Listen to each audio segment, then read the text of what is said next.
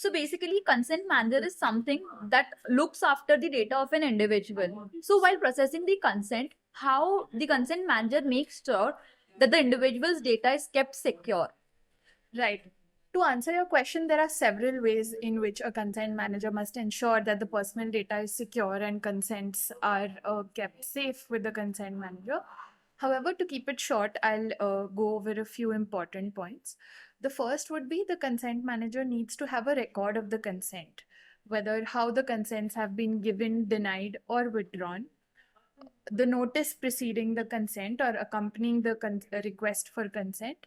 And the second would be the consent manager needs to maintain a website or an app or both at its discretion to help the data principal to access the services of the consent manager. Third, and more importantly, this point is where the consent manager should make the personal data available to a data fiduciary in a manner where the data should not be readable by the consent manager itself.